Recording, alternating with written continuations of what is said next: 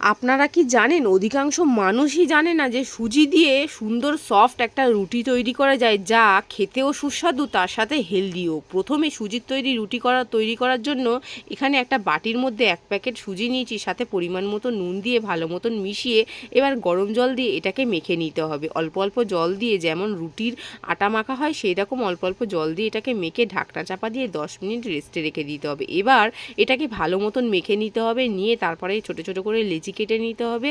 তারপরে গুঁড়ো আটা বা ময়দা দিয়ে এটাকে খুব সুন্দর করে বেলে নিতে হবে পাতলা পাতলা করে।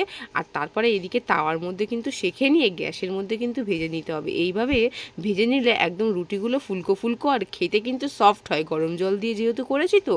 তাই এইভাবে কিন্তু হেলদি উপায়ে রুটি কিন্তু বাড়িতে বানিয়ে খেয়ে দেখতে পারেন। সুজির তৈরি রুটি বেশ কি দারুণ লাগে কিন্তু খেতে। আর এর সাথে কিন্তু একটু ভালো লাগে আলুর তরকারি, একদম শুকনো শুকনো আলুর তরকারি করে নিয়েছি কালো জিরে আর লঙ্কা ফোড়ন দিয়ে, ব্যাস দুর্দান্ত লাগে কিন্তু। আর এই সুজির তৈরি রুটি তো মানে গুড় দিয়েও কিন্তু বেশ ভালো লাগে। একবার কিন্তু বাড়িতে ট্রাই করে দেখবেন। আর তার আগে আমার এই ভিডিওতে একটা লাইক করে দিয়ে যান। টাটা।